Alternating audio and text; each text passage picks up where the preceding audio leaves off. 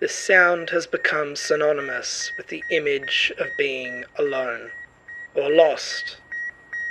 More specifically, being alone and lost in space. That cold, desolate siren. The recurring drum, ringing through your ears like a consistent alarm, a reminder of how far you are from where you would rather be.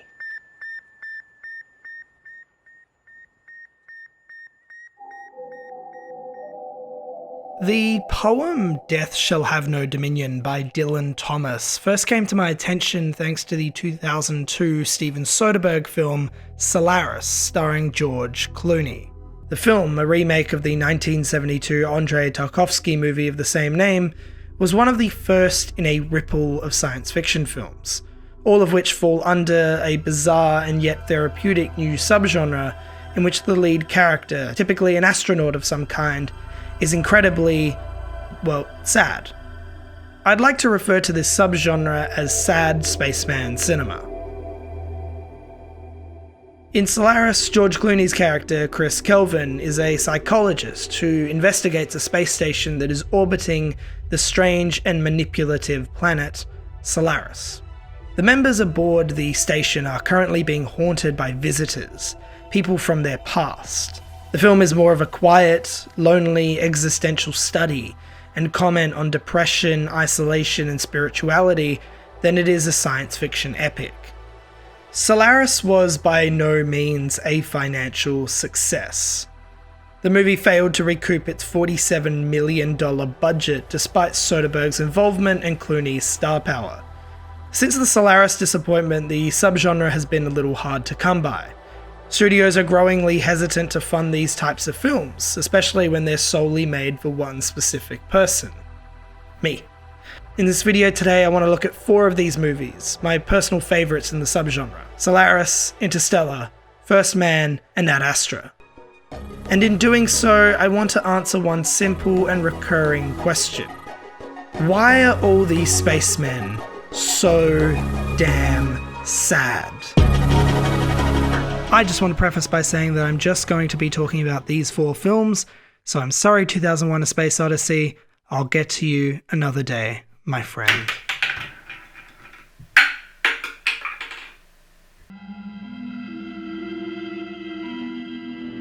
To understand the importance of this subgenre within the overarching category of science fiction, we need to go back to the beginning. The early life of this subgenre, the Protostar, if you will.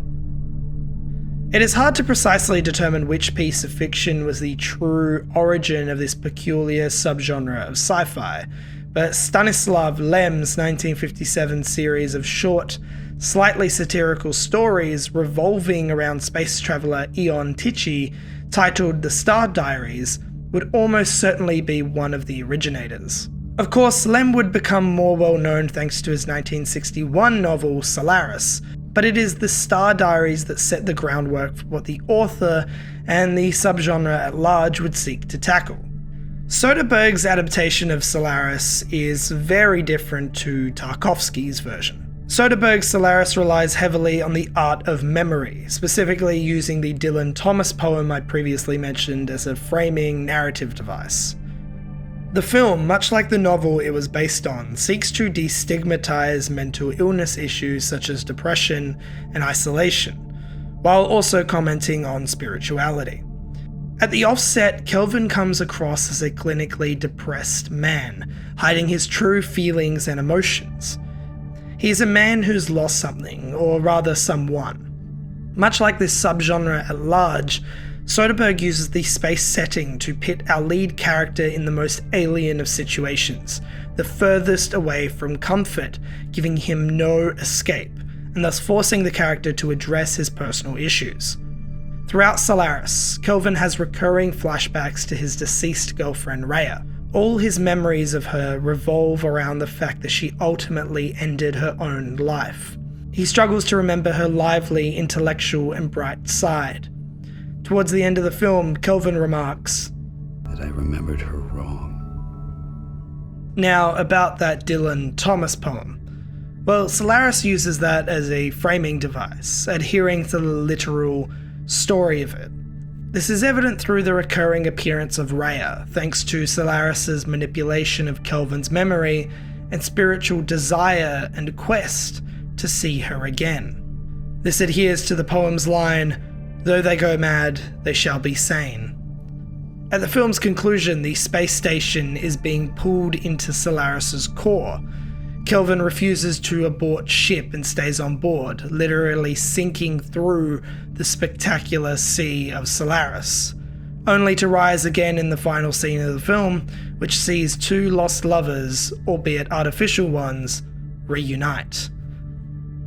On a spiritual level, Solaris's interpretation of heaven is dying but not really knowing that you are dead at all.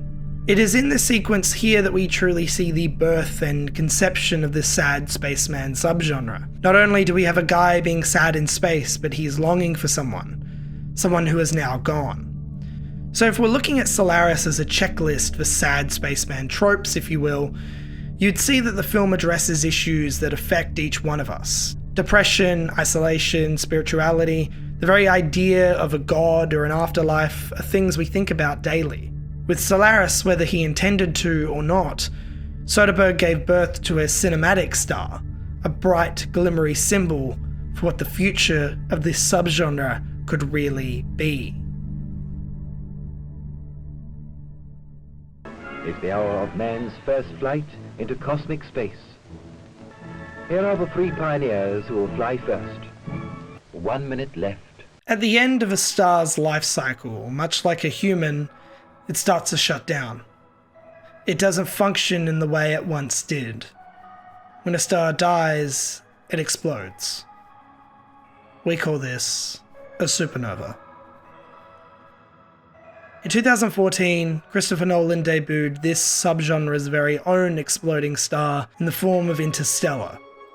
The film, which details a group of astronauts who go searching for a new, inhabitable planet for humanity, is probably the finest and arguably the most successful sad spaceman movie, well, ever. Interstellar is without a doubt Nolan's most personal and, as a result of this, touching film to date, which really means something when you comprehend how grand and massive in scale and scope the film actually is. Despite Interstellar's scope, Nolan always keeps the film focused with a very specific thesis statement. If Solaris was attempting to say that even in death, love is the only transcendent force, then Nolan reiterates this. Nolan believes love can transcend dimensions of time and space, evident in this line here. Love is the one thing we're capable of perceiving that transcends dimensions of time and space. Maybe we should trust that, even if we can't understand it yet. Furthermore, Anne Hathaway's character almost addresses Solaris when she says, "We love people who have died. Where's the social utility in that?" Nolan seeks to comment and address how interconnected we consistently are, no matter our distance, whether that be physically or spiritually, as seen in the movie's final act.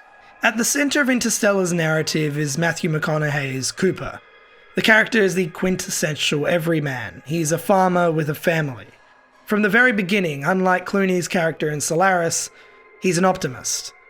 Coop believes that he will live to see a better tomorrow, no matter the sacrifices he has to make, evident by this line right here. Well, we used to look up in the sky and wonder at our place in the stars. Now we just look down and worry about our place in the dirt.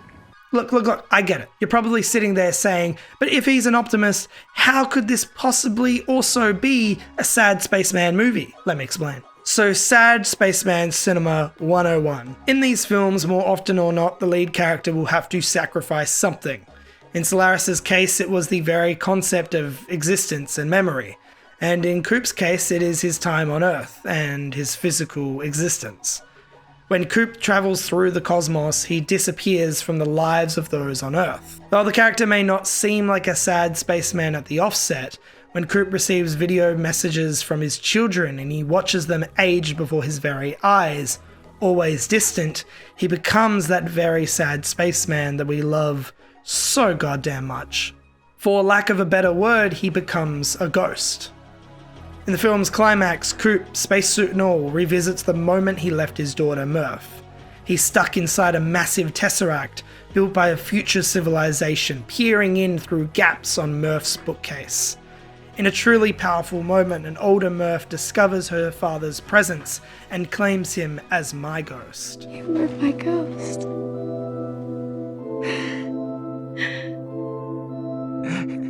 Love is indeed transcendent and can travel across the stars, across space, and more importantly, across time, through generations. Interstellar was and still is the Sad Spaceman subgenre's very own supernova. Much like Solaris, Interstellar attempts to solve an issue that keeps people up at night. This idea of love and how we can perceive it. How it can inspire us to do great and bold things. And yet how it can truly terrify us. Following the success of this, the genre could have expanded and grown to new heights. But instead, it fizzled out.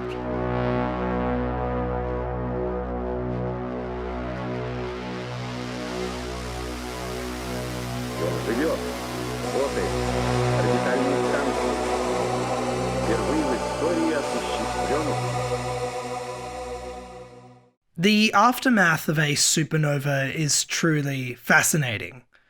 If you're unaware of what happens to a star's remains or remnants following its demise, allow me to poorly explain. Once a star goes supernova, the remnants of its stellar core will typically follow one of two paths. They'll either turn into a black hole or a neutron star. In the last few years, two films that perfectly fit within the Sad Spaceman subgenre have been released.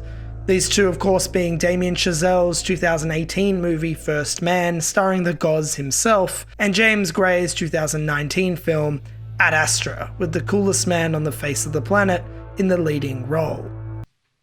It's Brad Pitt. I'm talking about Brad Pitt. While Solaris dealt with something metaphysical and Interstellar tackled something spiritual, First Man and Ad Astra addressed something truly and unmistakably human. That something, of course, being pain. In the two respective films, we meet First Man's Neil and Ad Astra's Roy, both of which are attempting to right a wrong, to solve a problem, to resolve their respective pain.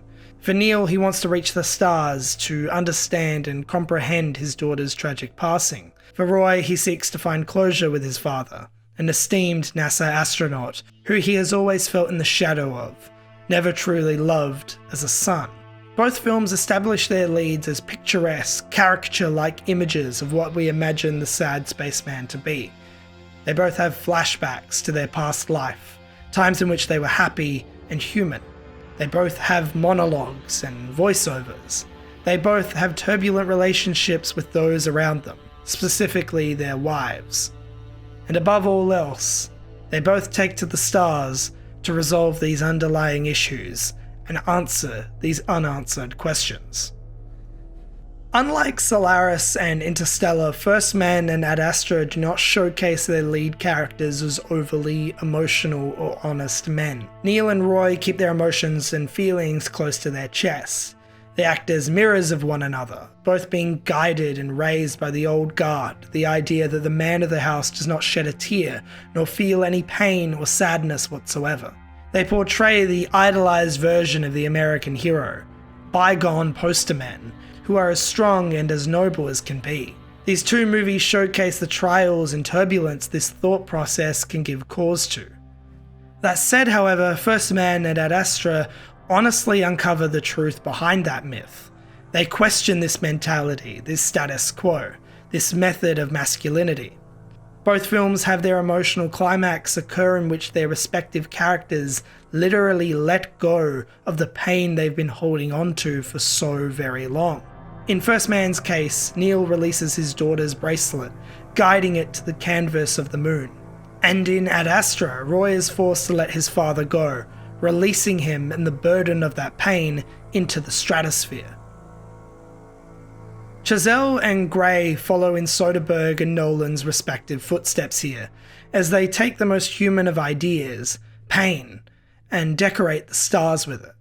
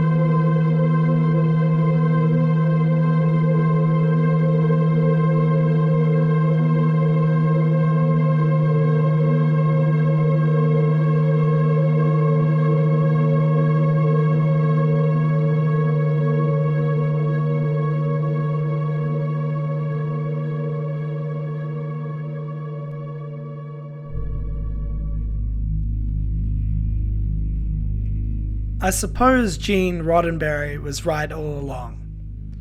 Space is indeed the final frontier. That canvas of black, that ocean of time, forever a witness. It is literally the furthest we can go to run away from our problems, our issues, our fears.